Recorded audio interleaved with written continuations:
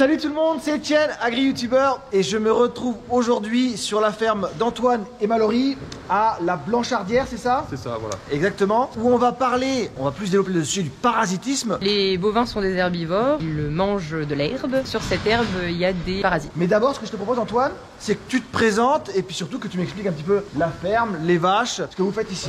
D'accord. Donc bonjour à tous. Antoine Guillemet. Je suis producteur laitier sur une exploitation de 120 hectares avec un droit à produire de 750 000 litres de lait. D'accord.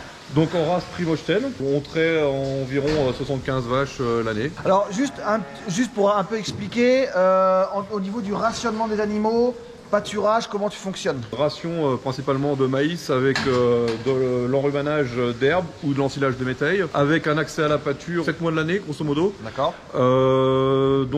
Sur une surface de 6 hectares. Très bien, parfait. Au niveau de l'élevage des génisses, comment tu fonctionnes? Donc l'élevage des génisses, même principe, de l'eau qui ont accès au pâturage, de l'eau qui vient juste de sortir, qui a à peine 6 mois, donc accès au pâturage, et pour les génisses qui sont en insémination, la même chose. Donc autrement, le reste du temps, les génisses sont alimentés en ration sèche. Ok, parfait, Voilà. Très bien. On continue. Allez, on a une nouvelle personne qui vient d'arriver sur la vidéo, c'est Aurore. Bonjour. Bonjour. Aurore qui est vétérinaire, donc qui intervient un petit peu ici sur l'élevage. C'est ça. Donc je te laisse te présenter, nous expliquer ce que tu fais ici. Moi, je suis vétérinaire depuis 4 ans, sortie de Nantes. Je suis dans une clinique 100% rurale, de la médecine individuelle, des urgences et surtout des suivis. Ouais. Donc on est 5 vétérinaires à chapeauter un peu notre clientèle. Et donc chaque année, chez nos éleveurs qui font partie en fait du ciblage, on effectue un tri et donc en fait on sélectionne des animaux spécifiques pour la vermifugation. C'est ce qu'on va parler aujourd'hui. Alors je voulais expliquer le thème. Je l'ai dit au début, c'est la vermifugation. Vermifugation. Ouais. Vermifugation. Voilà, maintenant les présentations sont faites. Maintenant, ce que je vous propose, c'est de passer, de rentrer dans le vif du sujet, dans la vermifugation. Donc on va aller voir un peu plus les vaches et Aurore, tu vas nous expliquer la vermifugation. Ouais, je vais y arriver. Comment ça se passe, qu'est-ce qu'on traite et comment on le fait. C'est parti. Alors là, vous voyez, on a avancé. On se retrouve devant la sortie du bâtiment. C'est d'ici qu'elle sort en pâturage. Sortie principale. Sortie principale. Vas-y, alors explique-moi un petit peu. On voit les accès, les pâtures là. Donc à partir de là, ça se coupe en trois parcelles. Ouais. Donc la parcelle qui est devant nous, une autre un peu plus bas. Donc grosso modo, c'est des parcelles d'1 hectare, 1 hectare et demi. J'essaye de jongler tous les jours, quoi, ou tous les 2 jours, quoi. En fonction de la pousse de l'herbe, en fonction de ce qu'ont pâturé les vaches, Oui, aussi. Et puis essayer de faire tourner pour éviter qu'elles se salissent de trop sous les arbres, parce que on a quelques beaux arbres, donc elles sont à l'abri dessous. Donc maintenant qu'on est dans les pâtures, enfin qu'on est au pied des pâtures, c'est là qu'on va rentrer dans le parasitisme, la vermifugation, et c'est là que je vais demander à Aurore de revenir pour qu'on rentre un peu plus dans le côté technique. Je me permets une petite aparté tout de suite pour ceux qui vont regarder la vidéo ou ceux qui connaîtraient même à la limite pas trop le sujet, parce que ça peut aussi arriver. Le bien-être animal reste, pour moi et je pense pour toi aussi, En effet. même pour le vétérinaire, C'est la base. évidemment, le bien-être animal reste la base de l'élevage en vache laitière, pour tous les éleveurs, j'ai envie de dire, mais en vache laitière aussi évidemment. Et du coup, la vermifugation pour la santé des animaux, c'est hyper important. Et ça fait partie, du bien-être animal. Et c'est aussi pour ça que je trouvais le sujet intéressant de vous le montrer, de vous l'expliquer, parce que ça joue évidemment sur tout nous, nos élevages, le bien-être. À côté de ça, évidemment, le revenu. Donc, c'était important qu'on fasse un petit point là-dessus aussi avant de vous expliquer justement comment on va traiter, comment on va gérer la vermifugation et le parasitisme. Donc, on se remet devant les vaches laitières, puisque c'est de ça qu'on va parler pour la vermifugation. C'est vraiment les vaches laitières. C'est ça. En fait, le parasitisme, c'est quelque chose de, comme on l'a dit, c'est assez complexe, et c'est vaste. C'est-à-dire que il y a vraiment tout un volet qui est la gestion du parasitisme chez les génisses, avec une acquisition d'immunité, etc. Donc ça, c'est vraiment quelque chose où il faut se poser pour vraiment analyser un peu le système de pâturage. Et l'autre volet, c'est en fait la vermifugation sur vaches adultes, en fait, laitières. Cette démarche-là du tri, du traitement ciblé sélectif, on l'a fait depuis quelques années maintenant, depuis qu'en fait l'étude est sortie. En fait, c'est une démarche qui vise vraiment à améliorer les pratiques d'utilisation du vermifuge, puisqu'il y a quand même un gros risque d'acquisition de résistance si on fait des traitements systématiques en permanence. Je vais insister là-dessus tout de suite, c'est-à-dire qu'on a tendance aujourd'hui, ou avant, on avait tendance à vermifuger tout le monde en fait. C'est ça. Ouais, voilà. Ça. Même moi le premier, hein, je l'ai fait aussi. On vermifuge tout le monde pour être tranquille entre guillemets, et on cherche pas plus loin quoi. Exactement. En gros c'est ça. Et là la démarche c'est vraiment de sélectionner les animaux qui en ont vraiment besoin. Ouais. Donc, et d'éviter de faire du systématique à l'aveugle et puis faire évoluer un peu la démarche, quoi. Donc vraiment cet intérêt-là, et ça rentre à plein dans ce qu'on parlait de bien-être animal, là on est vraiment à fond là-dedans, quoi. Donc en fait l'objectif c'est comment s'évalue la démarche. En gros c'est on va surtout cibler, donc dans un premier temps on cible les élevages qui ont une part importante d'herbe dans la ration, donc qui pâturent.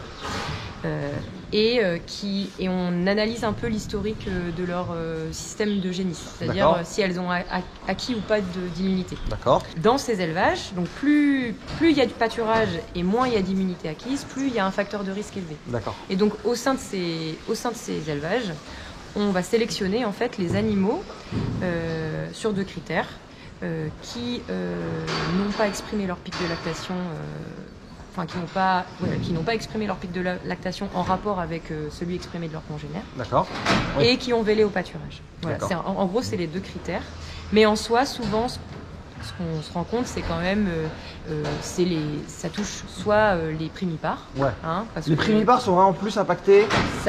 C'est souvent qui sont plus touchés. Ou alors, celles, sur les multipares, c'est plutôt celles qui n'ont pas exprimé leur pic de lactation vraiment. Donc là, vous allez regarder en gros pourquoi justement elles n'expriment pas ce pic de lactation. C'est ça. Et si le parasitisme joue un rôle dans cette non-réalisation de pic de lactation. C'est ça. Et donc en fait on sélectionne des animaux, on en discute avec l'éleveur parce qu'en fait il y a des animaux qui peuvent ne pas exprimer leur pic de lactation pour une autre cause. Donc ça c'est un échange. Et ensuite on fait du cas par cas. Et donc pour traiter au cas par cas en fait on utilise de l'injectable, un vermifuge injectable, parce que en fait l'impact déjà économique est moindre et l'impact environnemental aussi, parce que faire du traitement couronne en systématique sur tous les animaux en termes d'impact écologique, c'est pas bon, quoi. Oui, c'est clair. On est sur un traitement injectable, donc c'est-à-dire qu'on fait une piqûre à l'animal, alors que ce qu'on appelle le pouronne, on déverse sur son dos le vermifuge. Donc voilà, donc là vraiment l'intérêt là ici c'est de traiter donc que les animaux qui sont touchés et de limiter, on va dire, de limiter l'utilisation du produit et sa fuite dans l'environnement de l'exploitation, le pâturage, toutes ces choses-là. C'est d'être raisonné, quoi. Je dirais pas mieux. Comme on vous l'a expliqué, on va juste traiter les animaux qui en ont besoin. Donc comment, expliquez-nous tous les deux, comment vous les sélectionnez ces animaux-là? Donc là tu as les catégories, donc primipare, lactation en 2, lactation en 3. Donc tu as la moyenne des pics de lactation atteints par chaque catégorie.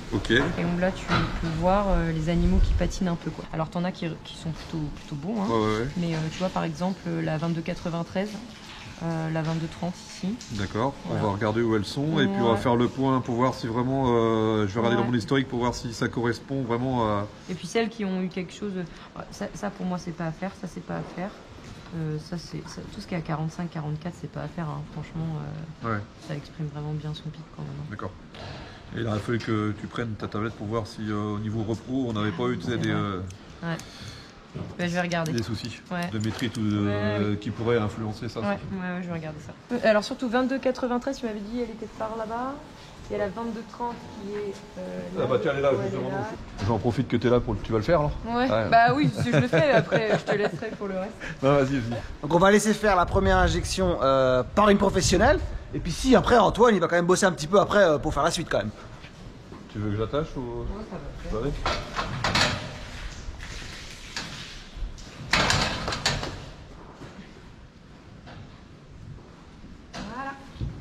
Donc là maintenant c'est fait, l'antiparasitaire il est fait. Voilà, le geste, vous l'avez vu, c'est extrêmement simple. Bon, c'est de faire une piqûre à la vache. C'est fait en sous-cutané. Et l'avantage c'est que il n'y a pas de temps d'attente de lait. C'est le gros avantage, pas de temps d'attente de lait. C'est fait. Et l'animal a ce qu'il a besoin. Rien que ce qu'il a besoin. Voilà, la dose juste.